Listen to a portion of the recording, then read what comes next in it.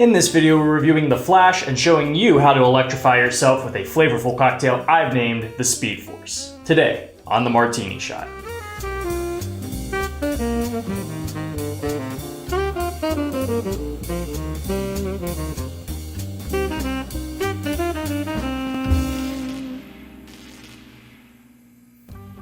Hello and welcome to the Martini Shot, home of movie reviews and movie-themed cocktails. My name is Brandon, and before we get into the review, let's get that calorie count up with a unique sour cocktail I've named the Speed Force. And hey, if you enjoy movie reviews and movie-themed cocktails, be sure to leave a like and subscribe if you'd like to help support the channel. The Speed Force is the ethereal power that the Flash taps into to receive his powers, allowing him to run at super speeds and even travel through time. Things get a bit warped while using the Speed Force, so I'm taking that inspiration to create this modified New York sour. The cocktail is a bit smoky from the mezcal, while pineapple and lemon juice give the cocktail a bit of brightness, and in true New York fashion, it's topped with a pour of red wine, which will give the cocktail a unique range of flavors, sometimes tasting a bit like sangria, while sometimes being more akin to the traditional whiskey sour. Assume a sprinter's stance, and let's get right into it. Alright, go ahead and grab your shaker. First, we're going to be starting with a little bit of simple syrup, but not just any simple syrup. We're actually going to be using a ginger simple syrup today. This is a homemade batch, and I'll go ahead and put a recipe for it on screen over here. And the thing I've kind of learned when you're making your own simple syrups is you really want to make them as flavorful as possible. You really don't want to hold back on the extra flavor additions, because you can always reel back the amount of simple syrup you end up putting in the drink, but it's a little bit harder when your syrup isn't flavorful enough. You don't want to just load it up with simple syrup just to get the flavor of it. So if you decide to make this, I would definitely go a little bit heavy-handed on the ginger, and you're going to be doing half an ounce. Next up, we're going to be bringing in some juices. First, starting with some fresh lemon juice, you're going to be doing half an ounce. And next, we're going to be adding some pineapple juice. Not only is this going to add a little bit of tropicalness to it, but it's also going to add a lot of froth to the body, which will be great for a whiskey sour. We're actually not using an egg white for this one, so the pineapple will kind of get us a pretty similar consistency. And you're going to be doing 3/4 ounces. And for some added citrus, let's go ahead and throw in 2 dashes of orange bitters. And now for our base spirit, we're going to be using mezcal. You're going to be doing 1.5 ounces. All right, let's get some ice in that shaker and shake to chill. Now you can go ahead and grab a small rocks glass filled with ice and go ahead and strain. All right, looking good. Now to finish it off, we are going to be doing a float of red wine. You're going to want to use a red wine more on the drier side. I'm going with a Pinot Noir. And you're going to be doing about 3/4 ounce to a full ounce, and basically what you're going to do is slowly pour the red wine over the back of a spoon over the top of the cocktail and watch it layer. And if you want to add a little extra flair, you can also add a lightning bolt shaped lemon peel. And there you have it. Now you have the Speed Force. So when you take a sip, on the front of your palate, you're going to get the red wine and the mezcal first. It's a little smoky, it's a little dry, but then it has this nice evolution where the pineapple, the lemon, and a little bit of the ginger starts to really come through. It ends up being quite refreshing, those juices kind of living in harmony together. And you get a little bit of the citrus from the orange bitters, which eventually steers into bitter territory to finish it off. So yeah, the taste of this kind of changes up as you let it sit in your mouth, and with each sip, you'll probably pick up on a different flavor note each time. It's very akin to the Flash running back in time and seeing things change. And as time changes, so do the flavor complexities of the drink, which I think is pretty neat. And of course, it's the yellow and red motif of the Flash characters, so I think it works out pretty well. Now that we have our drink, let's dash into the review of The Flash. Oh, don't mind me, just enjoying a nice drink in the warmth of the fires of development hell. What exactly is development hell, you might ask? Well, it's when a project struggles to move beyond conception to completion for years, or in some cases, decades. Reasons for this could be legalities, money, or just good old-fashioned creator's block. Some movies struggled for years to escape and on occasion came out okay.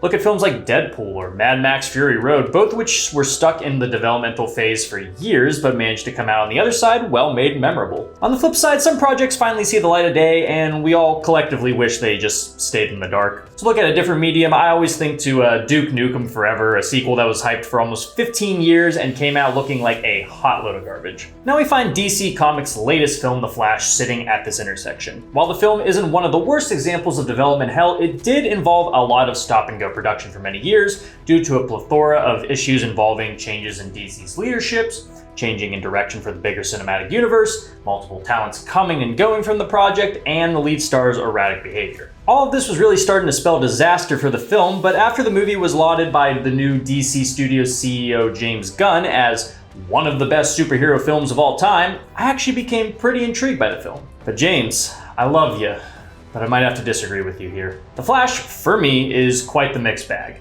For every inkling of a generally good idea, performance, or moment, it's counteracted by baffling decisions in the writing, story, and visuals. Its messy effects often undercut otherwise interesting ideas, while the backdrop of the multiverse lends to cameos that range from fine to freakish. The movie does succeed in generating some semblance of humanity through Barry Allen's dilemma, giving the film a genuinely mature resolution that, unfortunately, the film can't help but squander. The Flash follows the titular hero, aka Barry Allen, still dealing with the death of his mother and the unjust incarceration of his father. When Barry finds that he can run fast enough to travel in time and change history, he soon finds out what every other time-traveling protagonist does. The past is not to be tampered with. Now, in a slightly off version of his world, Barry must find a way to fix everything before his actions cause the destruction of his and many other worlds. Let's go ahead and make something perfectly clear. Ezra Miller is not a good person. Their behavior over their past couple years is pretty concerning, and though they've said that they are seeking help to get better, their actions still can't be excused. Truthfully, it's incredible that this movie ended up even coming out, let alone the idea of Ezra remaining in the role of the Flash for future films.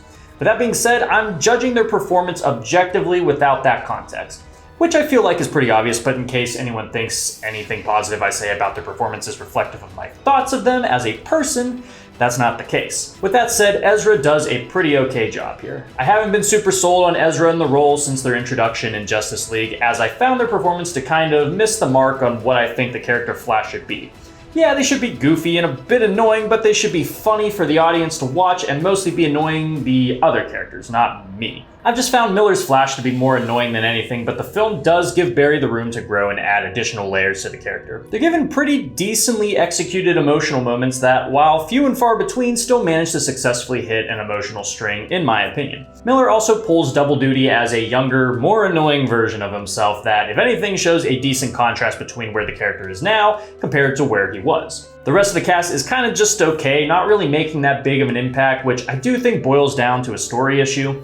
I think the biggest selling point for this film was Michael Keaton's long-awaited return as Batman, and if I'm being honest, kind of just feels like he's in a Super Bowl commercial. Don't get me wrong, it's cool to see him back under the cowl again, but overall his return doesn't really give much to the story or to this version of the character. It's just a callback for the sake of a callback. Same thing kind of goes for Michael Shannon's Zod, who really does feel like a shell of who he was in Man of Steel. His use in the story is admittedly more interesting than Keaton's, but we don't get much of him, and it honestly just looks like his face was grafted onto a body double the entire time. Sasha Calle is a nice addition as Supergirl, but again, her role in the film feels kind of squandered as she makes a very small impression in the grand scheme of things. There's also quite a few cameos, all ranging in quality, that I'll talk about a little bit later. Now for the visuals, which I think has been the most common complaint since the first trailer hit screens. And yeah, they're pretty bad at times. I think one of the bigger issues for me is the coloring, especially when Barry utilizes the Speed Force. These scenes are usually painted in a rather ugly orange sheen that makes the movie nauseating to look at, while we're also treated to rubbery, video game cutscene looking human models moving through slow motion. I don't know what it is about director Andy Muschietti, but a lot of his films have this particular visual style usually reserved for his monsters that just come off looking incredibly fake. Now this gets applied to actual humans and it looks even worse. I get the idea that things should look warped and distorted when they're moving that fast, but you can make things look weird and still have them look good. The Quicksilver scenes in the X-Men films did a pretty decent job with this, but here I just think it looks too uncanny. And that kind of leads me into those aforementioned cameos, several of which utilize actors who are either too old or too dead to reprise their past roles. This has been a trend going on for a while, and yeah, it feels a little gross. Especially when these cameos do next to nothing for the plot, existing to show up and stare at the camera with an artificial look in their eyes. There is granted one cameo at the very end that actually gave me a chuckle, even if it kind of throws the whole plot and message out the window. The film story is a roller coaster, and by that I mean you can track my enjoyment of the film on a bell curve shaped like the world's most basic roller coaster. I wasn't really hooked in the beginning, mostly because the conflict didn't feel very interesting and the humor and visuals just felt off-putting. Yet once Barry does go back in time and meets his past self, I think the film's quality improves. The dynamic between the two Barrys does lead to some decent laughs as well, playing into the original Barry's growth as a person. It also adds an interesting dilemma involving Barry losing his powers, allowing the character to show off more of his intellect when it comes to solving problems. It's nothing all that deep, but I think it does give the character more layers than what we're used to. The introduction of Batman and Supergirl adds a bit of nostalgia and charm, but like I said before, their inclusions don't add much overall. Then we get into the third act, which is simultaneously home to the best and worst aspects of the film. The final battle takes place in a big, open, and ugly field that doesn't allow for much creativity when it comes to the action sequences. Yet the film does lean into actual consequences that, while at times feeling a little emotionally manipulative, does lead into something I liked about the climax. The film treats its conflict in a slightly more unique way than other films would, embracing the idea that no matter how hard you fight, the past can't really be changed, and your only option is to find a way to move forward. All this culminates to a fairly emotional scene of somber acceptance from Barry, whose kneeling to the powers we can't control actually spells out a pretty nice arc for the character. That is, until the movie just completely abandons this idea and has Barry do almost the exact thing that got him into this mess. In mere minutes, the film throws Barry's story progression out the window and makes me wonder what the point even was in the first place. Like I said, it leads to a funny stinger ending, but is that really worth throwing away the whole point of your movie? The Flash can't outrun its multitude of problems to really seem like a success in my eyes. It's hard to look at and often grating to sit through, while its better moments are ultimately undercut by a baffling ending. Its cameos don't feel all that satisfying outside of surface level nostalgia, exemplifying some of the worst pratfalls of a multiverse story. This looks like the doomsday reset button the DCEU desperately needed. It's just a shame things couldn't be closed out on a better foot. I don't really know what this spells for the future of DC, but I do know one thing. Keep Matt Reeves and Robert Pattinson as far away from this shit as possible. For my rating, I'm giving this film 2 babies in a microwave out of 5. Guys, thank you so much for tuning in to this episode of The Martini Shot. If you saw The Flash, I would love to hear your opinions about it down in the comments below. And if you like what you saw here and would like to see more, don't forget to like, subscribe, and follow me across all social media channels. Those links are down in the description below. And if you enjoy movie reviews and movie-themed cocktails, be sure to check out my website, martinishot.blog. Until next time, thank you again for watching. I'll see you in the next one. Live deliciously, but please remember to drink responsibly.